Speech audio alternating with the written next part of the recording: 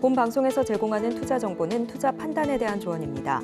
방송에서 제공하는 주식의 가치, 가격 상승 및 하락에 대해서는 방송사에서 보장하지 않습니다. 실시간 정보 브리핑입니다. 중동 불안과 소비 호조에 증시 내려가고 채권 금리 올라 공포지수 5개월 내 최고. 공포지수로 불리는 빅스지수는 오늘 뉴욕 증시 마감 무렵 전거래일 대비 1.84포인트 상승한 19.15포인트를 나타냈습니다. 이는 작년 10월 말 이후 5개월 만에 가장 높은 수치인데요. 지난 주말 이란의 이스라엘 공격으로 중동 지역 위기감이 고조되는 등 위험 회피 심리를 키웠다는 분석입니다. 애플 1분기 출하량 10% 급감, 주가 2% 이상 급락. 지난 1분기 애플의 아이폰 출하량이 전년 대비 9.6% 급감했습니다. 이로 인해 애플의 주가가 2% 이상 급락했는데요. 이로써 시총도 2조 6,670억 달러로 줄었습니다. 이는 지난 1분기의 출하량이 급감했기 때문인데요. 애플은 세계 기업 중 최초로 시총 3조 달러를 돌파한 기업이었습니다. 대규모 인력 감축 소식에 테슬라 주가 5% 뚝. 미국 전기차 업체 테슬라가 전기차 시장 침체 속에 비용 절감을 위해 대규모 인력 감축을 단행한다는 소식이 알려지자 주가가 5% 넘게 떨어졌습니다. 현지 시간 15일 블룸버그 통신과 경제 매체 CNBC 등에 따르면 일론 머스크 테슬라 최고 경영자는 직원들에게 보낸 이메일에서 우리는 전 세계적으로 10% 이상의 인력을 감축하는 어려운 결정을 내렸다라고 밝혔습니다.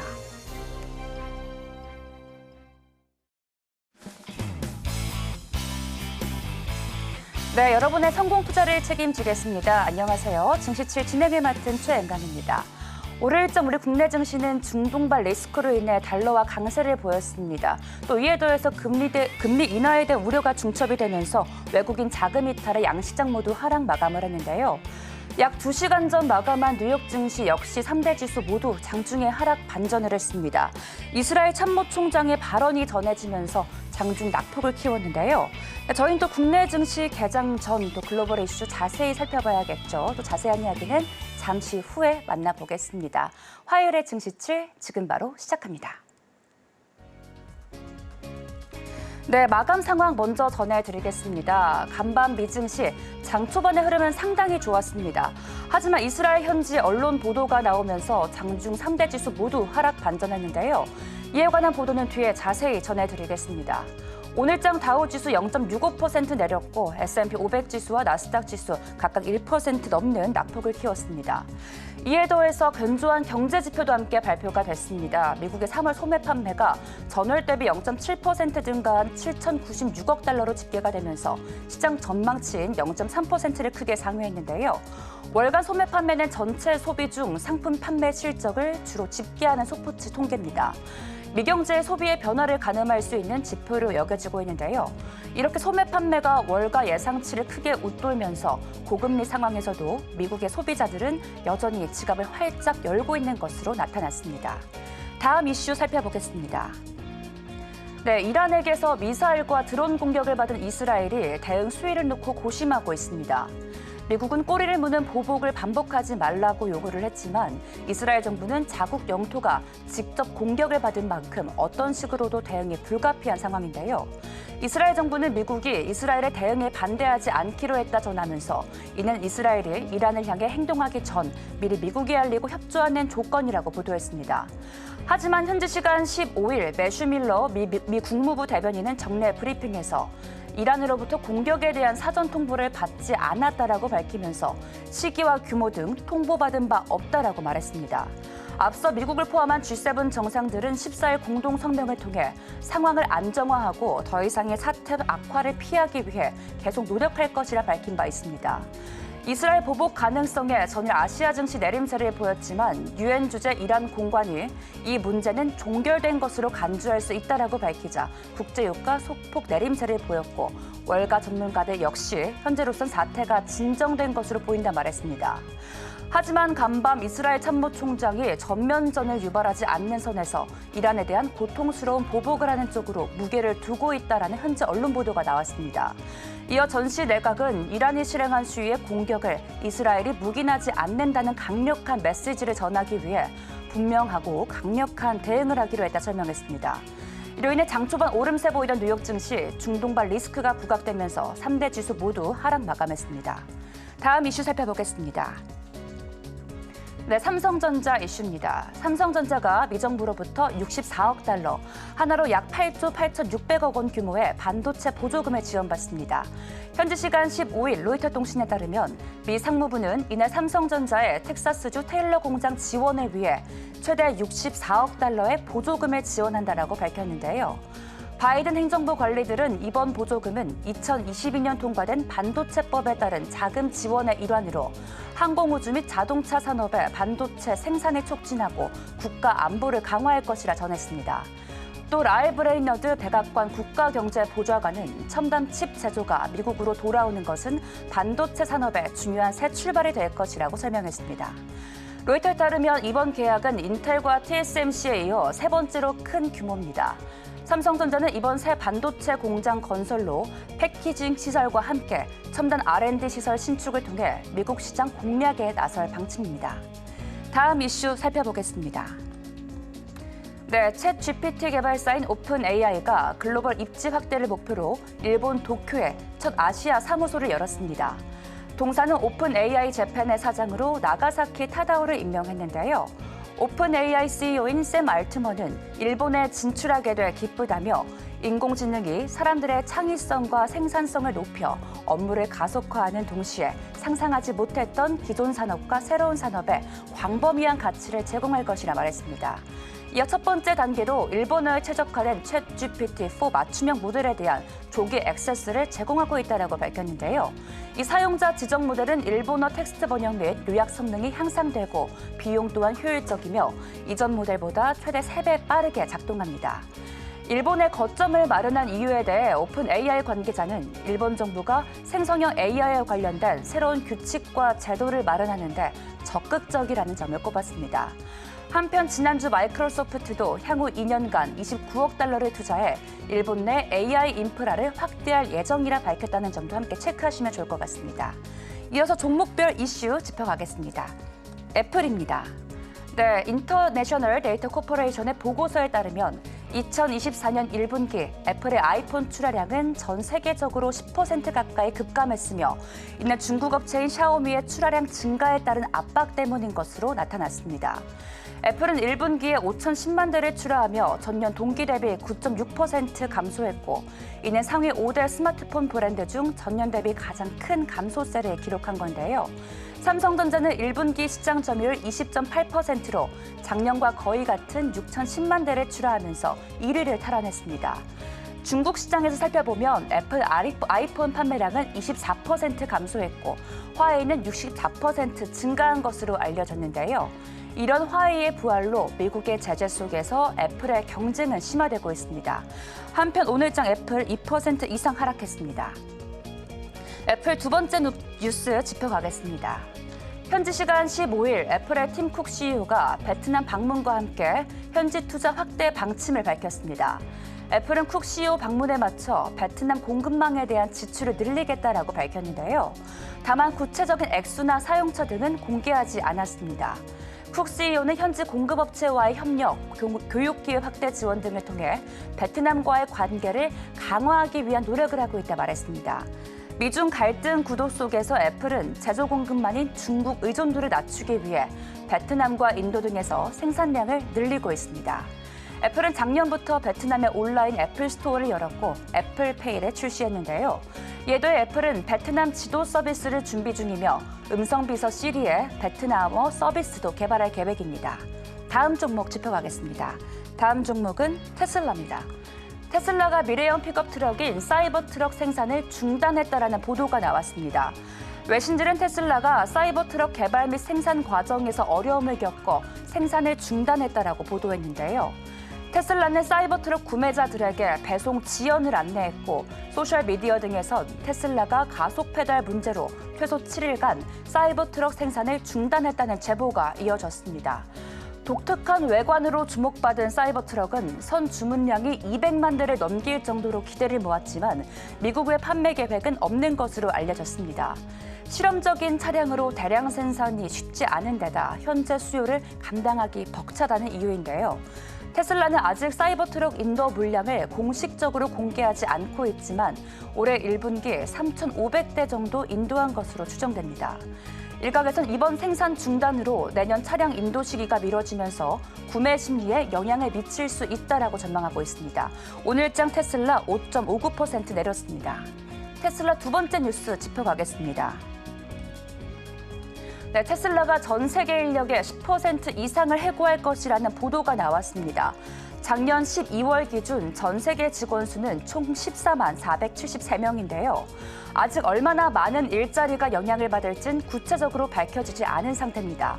일론 머스크는 다음 단계의 성장을 준비하며 비용 절감과 생산성 향상을 위해 회사의 모든 측면을 살펴보는 것이 중요하다며 이러한 노력의 일환으로 조직을 철저히 검토해 전 세계적으로 10% 이상의 인력을 감축하는 어려운 결정을 내렸다 밝혔습니다.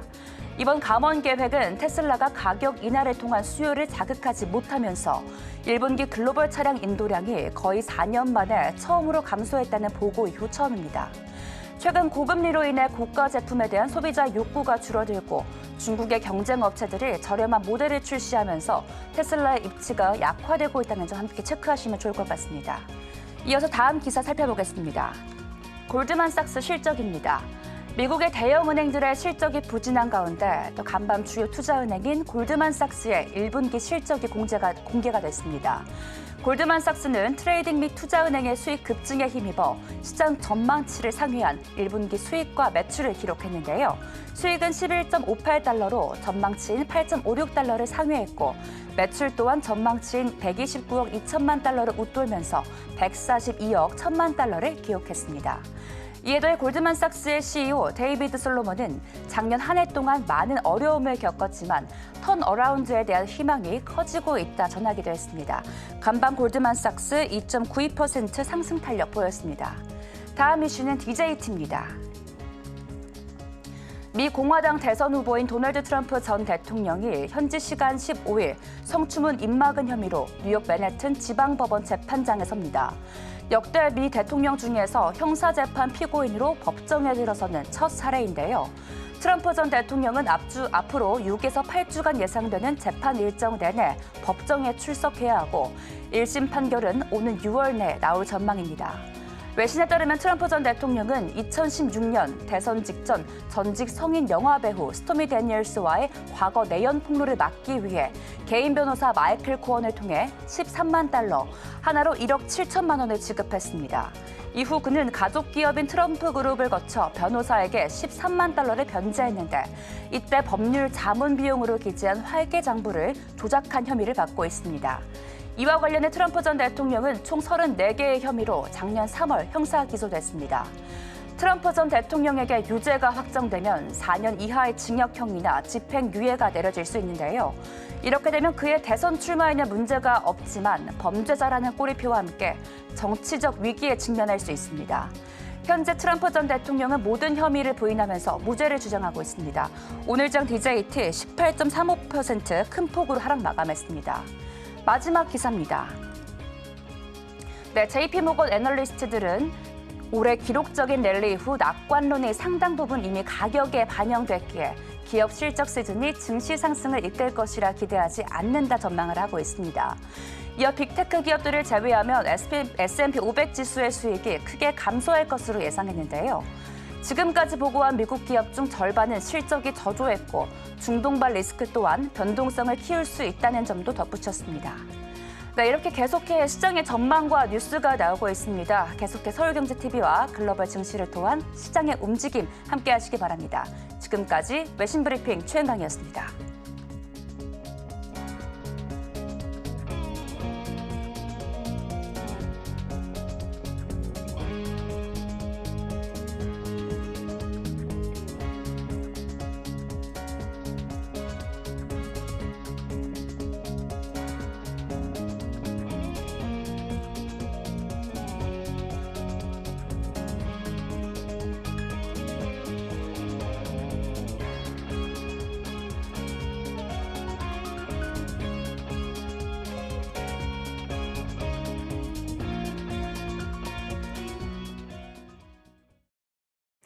네, 서울경제TV 증시 7 조간 브리핑 시간입니다. 서울경제신문에서 발행한 이슈 전해드리는데요. 첫 번째 소식부터 하나하나 짚어보겠습니다. 화면 살펴보시죠. 환율 1,400원대, 유가 130불 전망까지 스태그플레이션 경고. 네, 첫 번째 소식 전달드립니다. 우선 화면을 통해서 살펴보시면요. 주요국 달러 대비 통화 가치 하락률입니다. 한국이 2.4%, 그리고 러시아 1.69%, 이스라엘 1.54%로 현재까지만 보더라도 한국이 좀 두드러진 하락률을 보여주고 있습니다. 이스라엘과 이란 사이의 갈등이 전면전으로 치달을 수 있다라는 우려 역시 확산되고 있는데요. 한국 경제의 고환율, 고유가 리스크가 커졌다라는 전망에 힘이 실리고 있습니다. 여기에 더해 이란의 호르무즈 해협 봉쇄 시 유가와 환율 모두 급등할 가능성 역시 확대가 되고 있고요. 국제유가 배럴당 130달러 그리고 원달러 환율은 1,400원대를 돌파할 가능성도 점쳐지고 있습니다. 여기에 공급발 물가 충격, 무역수지 악화, 기준금리 인하에 대한 제동이 걸릴 것이다라는 우려까지 커지고 있는데요. 궁극적으로는 스태그플레이션에 대한 경고음이 커졌기 때문에 이 부분은 계속적으로 좀 주시해야 될 부분입니다. 이란이 이스라엘을 상대로 보복 공습을 했습니다. 원화 하락의 가속도가 붙을 전망이고요. 원달러 환율 일시적으로는 1,400원대를 돌파할 가능성도 높습니다. 브렌트유가 92달러를 웃돈 것은 5개월 만이고요. WTI 국제유가 역시도 85달러 선으로 껑충 뛴 상태입니다. 시장은 이스라엘과 이란 분쟁 확산 리스크를 경계하고 있습니다. 당장 이란이 호르무즈 해협을 봉쇄할 경우 원유 수급에 상당한 차질을 빚을 것으로 보여지는데요. 호르무즈 해협은 중동 산유국의 수출 통로로 전 세계 해상 석유 무역의 약 3분의 1을 차지하고 있는 만큼 이 부분 계속해서 저희도 살펴보겠습니다. 당장 올해 한국 경제의 유일한 버팀목으로 꼽히는 경상수지가 악화될 가능성이 농후하고 있습니다. 특히 한국은행이 완화적 통화 정책을 펼치기 더 어려워진다는 점이 문제죠. 정부는 외환시장 개입을 포함해 적극적인 대응에 나설 방침입니다. 네, 기사 요약합니다. 역외 환율 한때 1,386원까지 올랐고요. 원화 가치 하락은 주요국 가운데 최고로 꼽히고 있습니다. 호르무즈 봉쇄 땐 유가까지 급등해 완화적 통화 정책은 더 어려워질 전망이고요. 경제 버팀목이었던 경상수지 역시 악화될 가능성이 높은 상황입니다. 네, 다음 소식입니다. 금투세 폐지 대신 ISA 혜택 확대로 전환. 네, 두 번째 소식 전달드립니다. 정부가 총선 과정에서 나온 여야 공통 공약부터 추리는 작업을 시작하고 있습니다. 야당이 선거에서 압승한 가운데 양측 모두가 공감할 수 있는 정책부터 추진하겠다라는 부분이고요. 여야 간극이 큰 금융투자소득세 폐지를 추진하기보다는 공통 분모를 찾기 위해 총력을 다하겠다라는 입장을 보이고 있습니다. 실제 여당 공약이었던 금투세 폐지는 사실상 국회 문턱을 넘기 힘든 상황이고요. 야당 의석수가 국회 제적위원 5분의 3 이상인 180석을 넘어섰기 때문입니다. 이에 대한 대안으로 개인 종합자산관리 계좌인 ISA 세제 혜택을 높이는 것이 거론되고 있는데요. 투자상품 세제 혜택이 큰 일본 ISA가 주식시장에 자금 물꼬를 트는 역할을 톡톡히 해왔기 때문에 한국도 ISA에 대한 세제 혜택 확대는 밸류업을 견인하는 하나의 방안이 될 수 있을 것이다라는 전망이 웃돌고 있습니다. ISA 세대 지원 확대로 기업 밸류업 프로그램 역시 힘이 실릴 것으로 보여지고 있고요. 정부 여당은 ISA 계좌에 제공하는 배당 이자 소득에 대한 비과세를 기존 200만 원에서 500만 원까지 상향할 것으로 제안하고 있습니다. 민주당도 이자 배당 투자 소득 전액을 비과세하자고 공언하고 있고요. 이 정도의 차이가 있을 뿐 접점을 찾기 어렵지는 않을 것으로 보여지고 있습니다. 첨예한 갈등이 예상되는 상속 증여세도 속도 조절에 들어갈 것으로 예상됩니다. 뿐만 아니라 연구개발과 벤처투자 지원 확대도 야당이 이해를 구할 수 있을 것으로 설명하고 있고요. R&D 투자세 공제율과 벤처투자 세제 지원 확대는 야당 역시 큰 틀에서 동의하고 있기 때문입니다. 네, 화면을 통해서 살펴보겠습니다. 우선 여야 총선 주요 공통적인 공약인데요. ISA에서는 발생한 금융 그리고 투자 소득을 비과세 한도 상향을 예측하고 있습니다. R&D 차원에서는 콘텐츠 R&D 세액 공제를 확대할 것으로 보여지고요. 벤처 투자는 기술혁신형 M&A 시 세제 혜택을 확대할 것으로 보여지고 있습니다. 현재는 3천만 원까지는 전액 비과세고요. 5천만 원까지는 70%, 1억이 넘어가면 50%까지 전액 세액 공제를 시행하고 있습니다. 인구 감소 지원 지역 역시 지원할 것으로 보여집니다. 경제정책 불씨 살리는 기획재정부, 여소야대 국회의 플랜 B가 우선은 불가피한 상황으로 꼽히고 있습니다. 상속세도 과세 구간 조정에 무게를 두고 있고요. R&D 투자와 세컨하우스 세제 지원 등 공통 분야에서 좀 입법 과제를 다루면서 돌파구를 찾아 나가겠다라는 설명입니다. 네, 마지막 소식입니다. 회망퇴직 꺼내든 LG화학 사업 재편 속도 낸다. 마지막 소식 LG화학 소식으로 전해드리겠습니다. 우선 LG화학 영업이익 추이를 살펴보시면요. 2021년부터 지속적으로 우하향 기조를 보여왔습니다. 특히나 2023년 같은 경우 석유화학 부분에서 두드러지는 적자를 보여주고 있는데요. LG화학은 첨단소재사업본부 직원들을 대상으로 희망퇴직을 받겠다라고 지난 주말 선언했습니다. 2차 전지 소재 생산을 담당하는 양극재 사업부와 엔지니어링 소재 사업부 등 전 직원이 대상이 될 것으로 예상을 하고 있고요. LG화학은 IT 소재 사업부를 중국 기업에 매각했습니다. 특히나 여수 NCC 2공장 지분 매각에 나서는 등 사업 재편에 속도를 내고 있는 상황입니다. 중국의 저가 공세에 밀린 국내 석유화학 기업들이 인력 감축 등 구조조정을 앞으로 더욱더 본격화할 것으로 보여지는데요. 국내 석화 기업들의 위기 상황이 고조되고 있습니다. 이런 분위기가 업계 전반으로 구조조정을 향해서 나아가고 있는데요. 고부가 가치 제품에 집중하기 위해서라도 사업부와 조직 개편은 필연적이다라고 손꼽히고 있습니다. 중국발 공급 확대 여파로 전통 석화 사업 부문에 대한 실적 악화는 눈에 띄는 상황인데요. 2020년 10조 원에 달했었던 국내 석화사업 영업이익은 큰 폭으로 적자를 기록한 바 있습니다. 여기에 LG화학과 롯데케미칼, 하나솔루션 그리고 금호석유화학이 좀 대표적인 기업들이고요. 석화 시장은 통상 경기 순환에 따라서 호황과 불황을 반복하는 것이 특징적이었다만 현재 불황은 일시적이지 않다라는 것이 문제로 거론되고 있습니다. LG화학은 기존의 범용 사업을 접고 친환경과 배터리 소재, 제약 바이오 등에 집중적으로 투자할 방침을 밝혔는데요. 총 투자 금액의 70% 이상을 3대 신성장 동력에 투입할 것을 계획하고 있습니다. 네, 첨단 소재 본부 근속 5년 이상이 대상이 되고 있습니다. 우선적으로는요. 중국산 공급 확대에 대한 여파가 이어지자 친환경 등 3대 신성장 동력에 조금 더 집중적으로 투자할 것으로 보여지고요. 빅4 석화 부문 작년 577억의 적자를 기록했습니다. 청정수소 등 신사업 진출에 사활을 걸 예정인 만큼 이 부분까지도 함께 살펴보셔야 할 것 같습니다. 네, 제가 준비한 소식은 여기까지입니다. 계속해서 서울경제TV와 함께 하시면서 오늘의 일면을 통해 전문가 수혜주까지 찾아보도록 하겠습니다. 저희와 끝까지 함께 하시죠.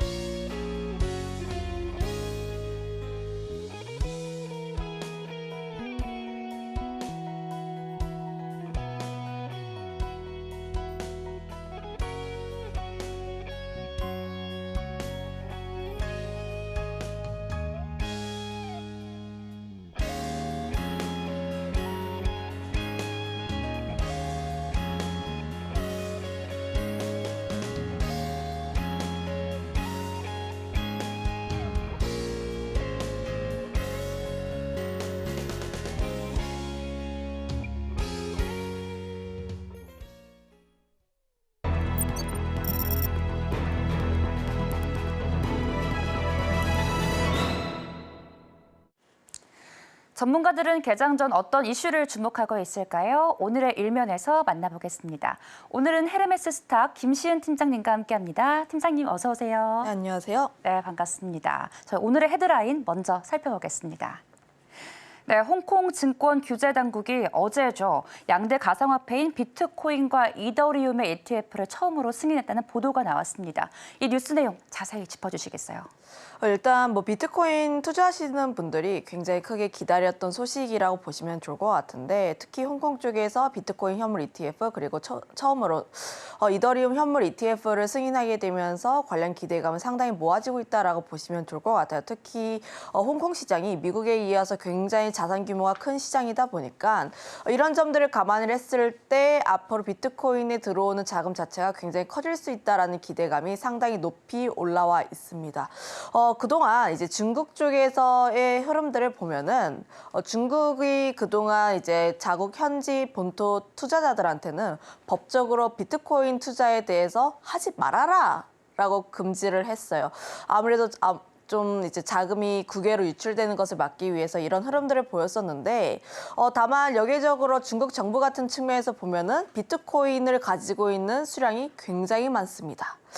전 세계에서 보게 되었을 때 비트코인 보유 수량이 약 7위 정도라고 보시면 좋을 것 같고 다만 이런 흐름들 같은 경우를 봤을 때 왜 중국 정부는 비트코인을 굉장히 많이 보유를 하고 있는데 법적으로 금지를 했지라고 보면은 이런 흐름들은 좀 당연한 수순이라고 보시면 좋을 것 같아요. 아무래도 중국 쪽에서는 굉장히 돈을 많이 가지신 투자자분들도 많고 최근 들어서 이제 그들의 투자 흐름들을 보게 되었을 때 이들의 주식 좀 안 좋습니다. 증시 안 좋고요. 홍콩 증시 그리고 부동산 같은 경우도 침체에 있어서 딱히 투자할 만한 대상이 없으니 해외로 좀 눈을 돌리고 있는데 차라리 아름아름 이제 우회적으로 투자를 할 바에는 우리가 관리를 할 테니까 그냥 여기서 해라. 이런 식으로 좀 넘어간 것으로 보여지고 있어서 앞으로 이제 홍콩 쪽에서의 법적인 규제가 법적으로 진행이 되면서 관련했을 때 앞으로 좀 굉장히 큰 규모의 자금이 유입이 되지 않을까라는 기대감이 상당히 높게 나와 있다라고 보시면 좋을 것 같아요. 물론 미국 ETF가 승인이 됐을 때처럼 굉장히 큰 규모의 자금이 들어올 가능성은 살짝 낮다라고 보시면 좋을 것 같아요. 아무래도 미국 쪽 ETF 같은 경우에는 상품 자체가 약 10개에서 11개라고 보시면 좋을 것 같고 특히 자금 자체가 거의 81조 원을 끌어들였다 보니 이런 부분에서 홍콩이 과연 이만큼의 자금력을 끌어모을 수 있을까에 대해서는 우리가 조금 더 확인을 해야 하는 사안이긴 하나 그럼에도 불구하고 긍정적인 이슈는 긍정적인 이슈다라고 해석을 해볼 수가 있습니다. 네, 기사를 보다 보니까 홍콩 현물 ETF는 현물 환매가 가능하고 또 미국은 현금 상환이 허용됐다라고 알려졌는데 이에 대해서 조금 설명 부탁드릴게요. 이 부분에서 보게 되었을 때 좀 더 미국과 아무래도 홍콩 같은 경우 법적인 규제가 다르다 보니까 이런 부분에서 차이가 나오는 것으로 보여지고 있고 다만 홍콩 쪽에서의 긍정적인 포인트라고 볼 수 있는 것은 자산으로 인정을 했다라고 보시면 좋을 것 같아요. 그런 부분에서 자금을 좀 끌어들이는 부분들이 있지 않을까라고 보여지고 있는데 관련했을 때 제가 보고 있는 포인트는 이것입니다. 현물 ETF를 승인했고 물론 이제 선물 ETF가 출시가 되었을 때도 보면은 이제 뭐 자산을 인정을 하느냐 안 하느냐 이야기가 굉장히 다양하게 있었는데 이런 부분에서 보게 되었을 때 현물 ETF가 승인되었다면 현물 ETF를 출시를 하기 위해서는 결국 내가 기관들이 비트코인을 보유를 해야 돼요. 보유를 하고 그걸 통해서 자금을 운용을 해야 되다 보니까 이런 부분에서 봤을 때 그럼에도 불구하고 홍콩이 조금 더 긍정적으로 보고 있다는 포인트로 보시면 좋을 것 같습니다. 네.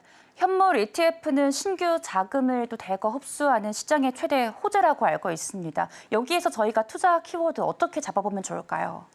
앞서 이야기를 한 것처럼 굉장히 좋은 이슈가 맞긴 해요. 좋은 이슈가 맞고 이런 흐름들이 실제 뭐 자금으로 인정을 받았다라는 시각도 굉장히 많은데 다만 이런 긍정적인 호재 뉴스들이 실제 비트코인의 가격 상승으로 이어지는지 여부는 우리가 조금 더 체크를 해봐야 하는 포인트가 아닐까라고 보이고 있습니다.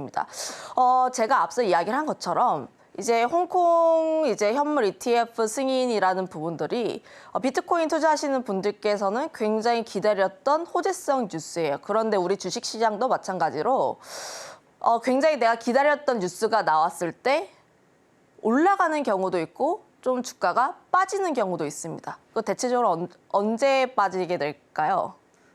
기대감이 미리 반영이 되었을 때일까요? 네, 아무래도 그 정도가 굉장히 크다라고 보시면 좋을 것 같은데 관련했을 때 비트코인 가격 같은 경우에는 이미 기대감을 먼저 반영되어서 3월 달쯤에 굉장히 큰 폭의 상승세가 나왔습니다. 물론 지금 현재에 봤으면은 현재에는 약간의 횡보세를 보여주고 있긴 하나 오히려 좀 홍콩 쪽에서의 긍정적인 이슈가 나왔을 때 비트코인 가격이 살짝 상승을 했으나 다시 한번 반납을 하고 상승폭을 반납을 하고 간밤 미국 증시에서는 코인베이스의 하락폭이 굉장히 두드러지게 나왔어요.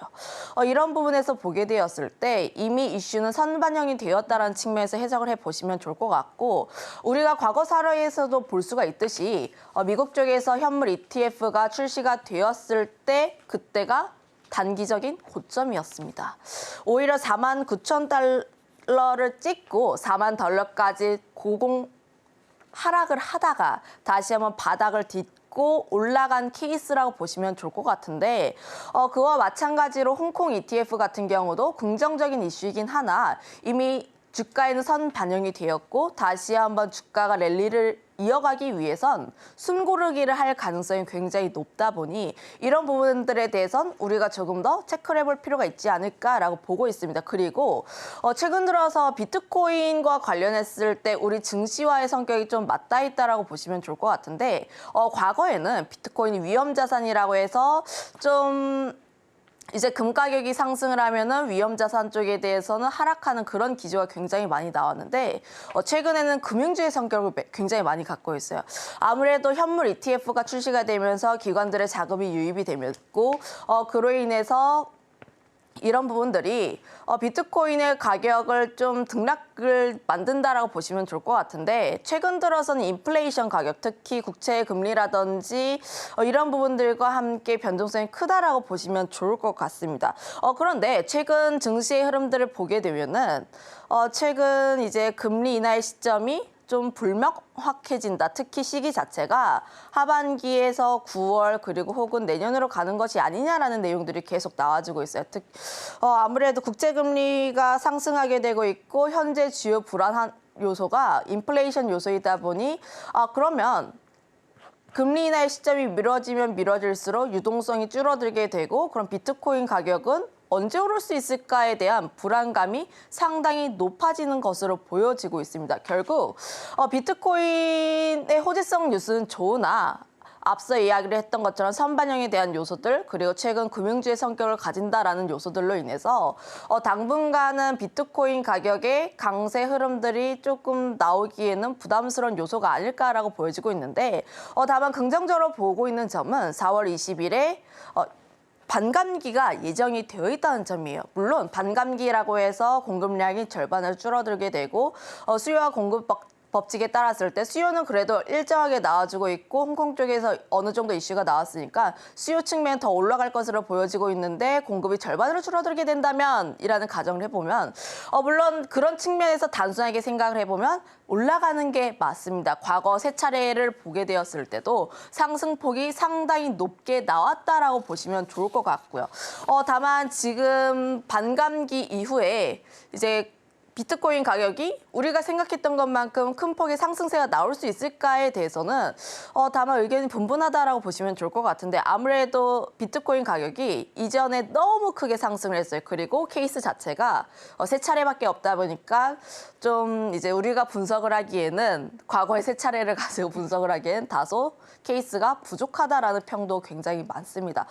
그럼에도 불구하고 제가 좀 더 긍정적으로 보고 있는 포인트는 좀 앞서 이야기를 한 것처럼 ETF가 출시가 되면서 자금으로 인정을 받았고 기관들이 이를 통해서 자금 운용을 굉장히 잘 진행을 하고 있다는 점이 추가 상승 요소로 굉장히 판단을 하고 있기 때문에 저는 오히려 좀 눌렸을 때 그리고 다시 한번 눌리고 조정을 받고 자리를 잡았을 때 이 점에 대해서 비트코인이라든지 혹은 관련 종목군들에 대해서는 우리가 더 투자를 해볼 포인트가 아닐까라고 보고 있습니다.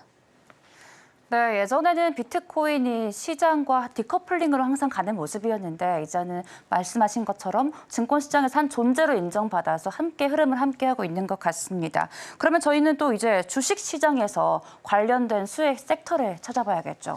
아무래도 비트코인이다 보니까 가상화폐 혹은 가상자산 쪽으로 좀 접근해 볼 수가 있는데 좀 관련 종목군들이 제한적이에요. 근데 시장 자체가 그렇게까지 뭐 최근에 부각받는 시장이다 보니까 관련 종목군이 굉장히 적다라고 보시면 좋을 것 같은데 다만 내가 비트코인이라든지 알트코인, 이더리움 쪽이 추가적으로 더 상승이 나올 가능성이 크다라고 여기시는 분들은 직접 투자를 하시는 게 변동성이 가장 적다라고 보고 있고 그래서 항상 1순위는 비트코인이라든지 직접 투자를 하는 것입니다. 그런데 우리가 좀 증시에서 힌트를 얻어보자면 관련 종목군들이 있는데 좀 접근해 본다면 미국 종목군도 있고 우리나라 관련 종목군이라고 볼 수가 있는 이제 그런 이제 대표적인 종목군들이 있잖아요. 그런데 후순위 좀 이제 접근성이라든지 선호도 순을 따지자면 우리나라는 가장 마지막 단이고 그리고 좀 중간 단에서 볼 만한 게 미국 관련 종목군들, 코인베이스라든지 혹은 비토, 코니 이런 종목군들이 대표적이라고 보시면 좋을 것 같습니다. 그 이유가 지금 제가 사진을 한번 보면서 이야기를 할 텐데 코인베이스와 국내 비트코인 대표 종목이라고 할 수 있는 우리기술투자의 차트를 비교를 했어요. 코인베이스 같은 경우는 비트코인의 흐름과 유사하게 움직이고 있습니다. 특히 3월 중순에 좀 고점을 찍고 다시 한번 비트코인의 가격이 횡보세를 그려 나가고 있을 때 코인베이스 마찬가지로 그 박스권 안에서 횡보세를 그려 나가고 있었다라고 보시면 좋을 것 같은데 우리기술 투자 같은 경우에는 아무래도 테마성을 띠고 있는 종목군이다 보니까 굉장히 급하게 상승한 만큼 급하게 다시 한번 조정을 받고 있습니다. 비트코인의 가격이 그래도 견조하게 버티고 있는데 우리기술 투자는 왜 이래요? 라고 보면은 테마성으로 접근해서 그렇다라고 보시면 좋을 것 같아서 오히려 수익률적인 측면에서 보게 되었을 때 오히려 조금 더 안정적으로 진행을 할 수 있는 쪽이 미국 쪽이라고 보시면 좋을 것 같고 특히 미국 쪽은 이제 시장의 자금 규모가 굉장히 커요.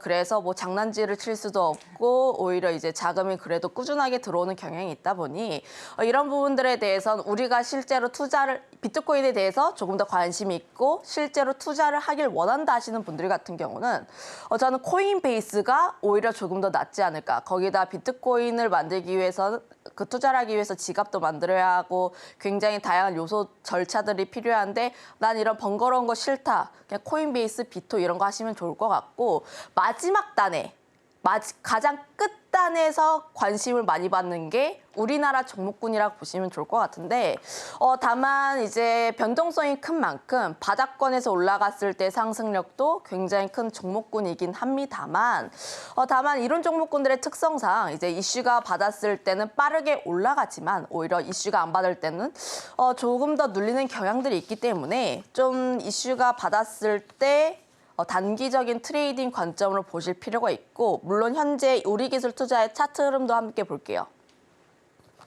우리기술 투자의 차트 흐름들 보면은 고점을 찍고 60선 닫고 다시 한번 반등을 하려는 흐름들이 보여주고 있긴 하나 어제 시간 외에서는 소폭 하락했습니다. 주가도 이미 선반영을 받았다라는 측면에서 보시면 좋을 것 같아서 지금 우리기술 투자라는 종목을 투자를 하기 위해선 60선이라고 할 수 있는 8,000원 라인대를 어떻게 지지를 하는지 여부. 이미 이전에서도 보면 8,000원 라인대에서 지지가 나오고 다시 한번 갭 뛰어서 올라간 경향들이 나와주고 있기 때문에 이 라인대를 어떻게 지지해주는지가 가장 중요한 포인트가 아닐까라고 보여지고 있어서 저는 비트코인의 가격 상승세가 나온다라고 했음에도 불구하고 우리기술 투자를 적극적으로 투자를 하시기보다는 눌렸을 때 흐름들을 보고 그리고 코인베이스의 흐름들을 보고 그리고 마지막 단에 투자를 해야 하는 종목군이 아닐까라고 보여지고 있어요.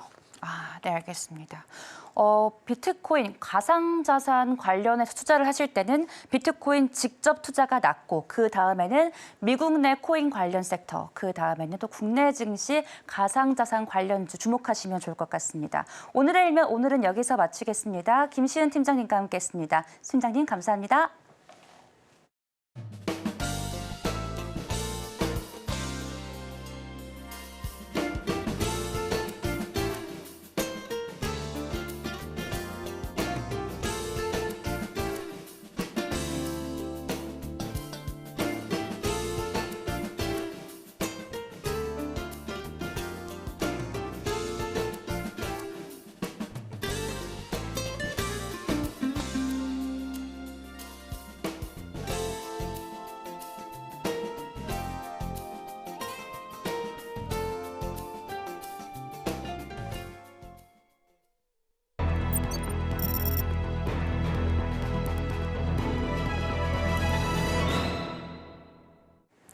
네, 장시작 전 시간 외에서 급등 그리고 급락했었던 종목들 알아보겠습니다. 함께 하실 분은 지니인베스트먼트 정선호 대표님입니다. 어서 오세요.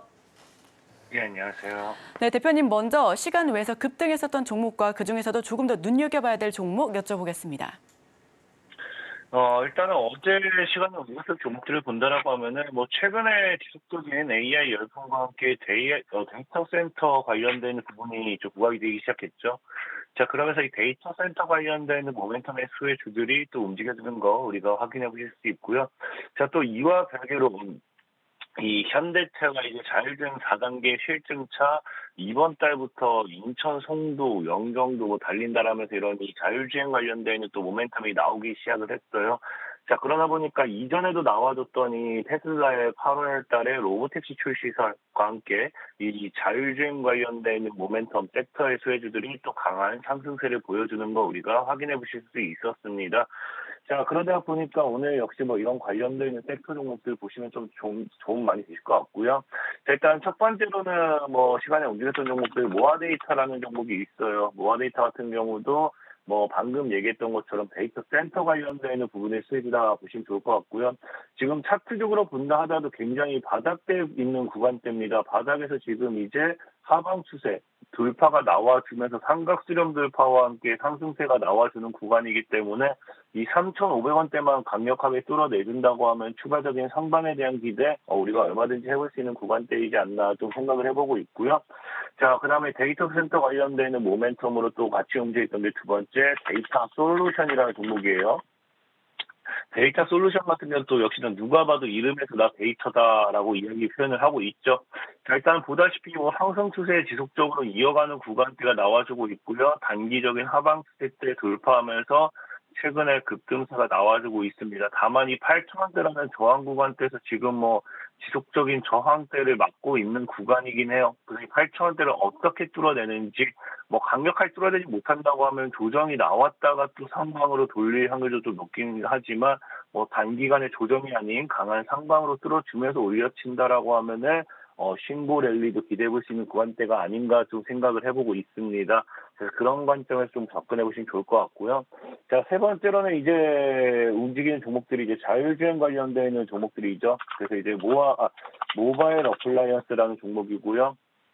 자, 모바일 어플라이언스 같은 경우도 지금 보면은 지속적으로 이제 하락을 좀 많이 했던 종목입니다. 사실 뭐 자율주행 관련된 있는 모멘텀이 이때부터 해서 2020년부터 해서 좀 상승을 했다가 지금 1, 2, 3, 4 거의 4년째 지금 좀 하락을 하고 있다고 보시면 좋을 것 같고요.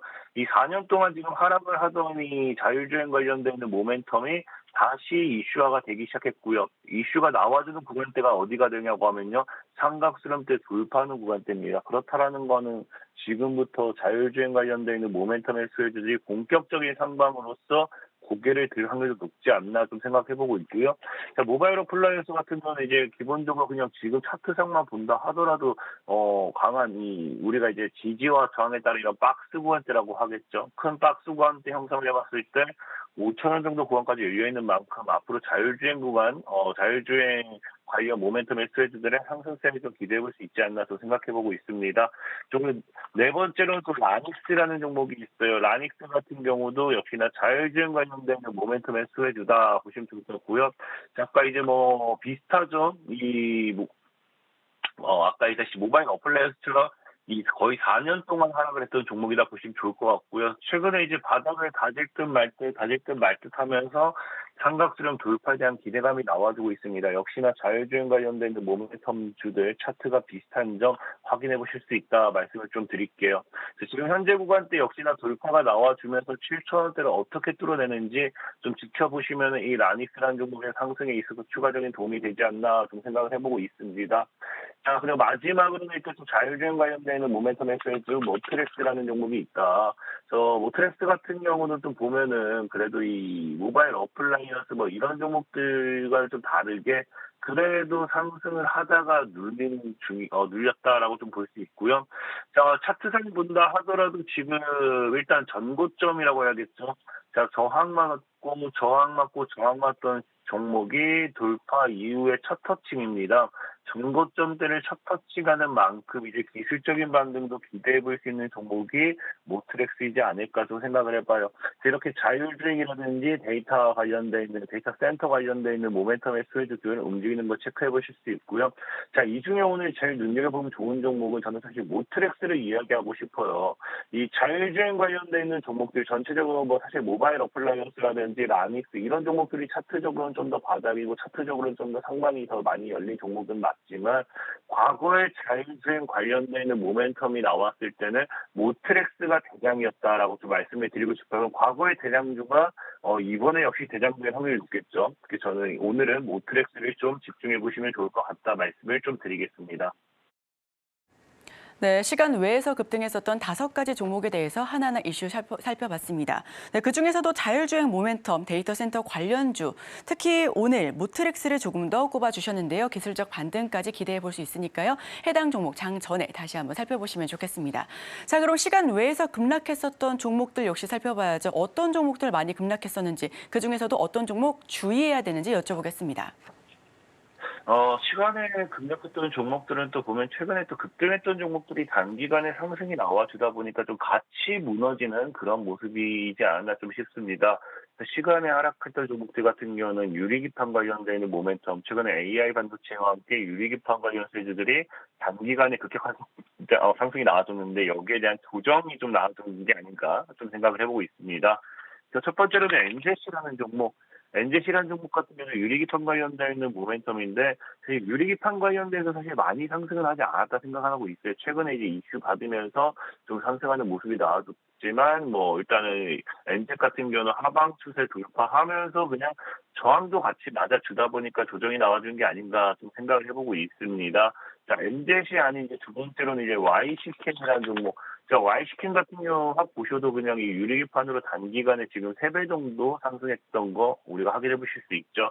그러니까 3배 정도 상승하고 역시나 좀 조정 흐름으로서 연결되고 있는 거 좀 참고하시면서 대응하시면 될 것 같고요. 지금 월봉상 흐름 본다 하더라도 사실상 뭐 신고가 패턴에서의 지금 이런 저항은 얼마든지 무너질 수 있기 때문에 좀 보수적인 접근이 필요하겠다라고 좀 말씀을 드리고 싶습니다. 자, 세 번째로는 또 JNTC라는 종목이 있습니다. JNTC 같은 경우도 보시면 아시겠지만 단기간에 또 상승, 단기간에도 한 2배 정도 나와주고요. 장기간으로 본다고 하면은 한 5배 정도의 상승이 나와주고 있어요. 그러니까 역시나 유리기판 관련되어 있는 종목들의 상승이 강한 상승이 나와주면서 하락으로 좀 연결되는 모습 우리가 체크해 볼 수 있기 때문에 이런 구간 그러니까 유리기판 전체적으로 지금 시간의 조정이 나온다라는 거는 단기간에 상승이 좀 많이 했다라고 보시면 좋기 때문에 이런 이 차익 물량에 대한 리스크도 어느 정도 조심하시면 도움이 되실 것 같습니다. 자, 그리고 이제 네 번째로는 센즈랩이라는 종목 센즈랩. 센즈랩 같은 경우도 지금 보면은 전체적으로 사실 뭐 저항 구간에서 지금 차트가 무너진다라고 생각할 수도 있어요. 저항. 저항에서의 차트가 무너지는 리스크도 있긴 하겠지만 지금 이제 시간에서 하락했던 이유는 주식 매수 선택권을 가지고 이제 매수에 대한 선택을 한다는 거겠죠. 그것이 뭐가 된다? 추가 상장된다는 거예요. 추가 상장이 된다는 건 역시나 물량 리스크가 연결되기 때문에 그런 부분으로서의 시간에 좀 하락 포지션이 나온 게 아닌가 좀 생각을 해보고 있습니다. 자, 마지막으로는 DI라는 종목이 있고요. 이 DI 같은 경우는 역시나 단기간에 이제 급등이 나와주다 보니까 이 투자 경고 그런 하락 모멘텀이 나와주면서 좀 빠지는 모습 보실 수 있다 드리겠습니다. 자, 오늘 사실 제일 많이 조심해야 될 종목 같은 경우 저는 센즈랩이라는 종목을 조심하셨으면 좋겠다 말씀드리고 싶어요. 이 센즈랩이 아까도 말씀드렸지만 주식 매수 선택권이라고 하는데 이걸 추가 상장한 데 있어서 얼마에 매수할 것인지에 대한 가격대가 정해져 있습니다. 이 센즈랩이 지금 매수 선택권이 이 4,000원으로 설정이 되어 있어요. 그러다 보니까 4,000원짜리 이 주식이 지금 상장이 된다라는 거는 지금 보시면 아시겠지만 4,000원 대 14,000원이요. 그냥 누가 봐도 3배보다 조금 더 많습니다. 그렇기 때문에 얼마든지 뭐가 될 수 있어요. 이 추가 상장한 물량이 이 차익 물량으로 나올 수 있다. 차익 물량이 나와준다고 하면은 역시나 증시가 하방 포지션을 잡을 확률이 높다라고 좀 말씀을 드리면서 센즈랩이라는 종목 좀 제일 조심하는 게 좋지 않나 좀 말씀을 드리겠습니다. 네, 이번에는 시간 외에서 급락했었던 종목들 알아봤습니다. 그중에서도 센즈랩, 해당 종목은 주식 매수 선택권에 따라서 조금 더 하방이 열릴 수 있다라는 가능성까지 있으니까요. 해당 종목 조금 더 주목해 보시면 좋겠습니다. 네, 지금까지 시간 외 시간에서 진인베스트먼트 정선우 대표님과 함께했습니다. 오늘 말씀 고맙습니다. 오늘의 핵심입니다. 뱅크 오브 아메리카와 모건 스탠리 등 대형 은행들의 실적 발표가 예정되어 있습니다. 15일 홍콩 증권당국이 아시아 최초로 비트코인과 이더리움 현물 ETF를 처음으로 승인했습니다. 오늘의 일면에서 가상자산 관련주 만나봤습니다. 시간외 급등주로는 기존 자율주행주 내에서 대장주 역할을 하고 있는 모트렉스, 시간외 급락주로는 주식 매수 선택권을 행사한다는 소식 전해진 센즈랩 만나봤습니다.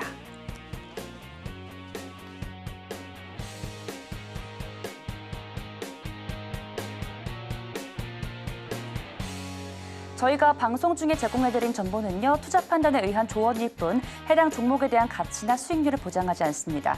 잠시 후 증시 8이 이어집니다. 시청해주신 여러분 고맙습니다.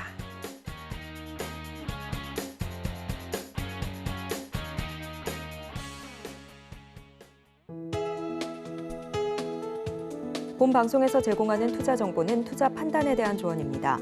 방송에서 제공하는 주식의 가치, 가격 상승 및 하락에 대해서는 방송사에서 보장하지 않습니다.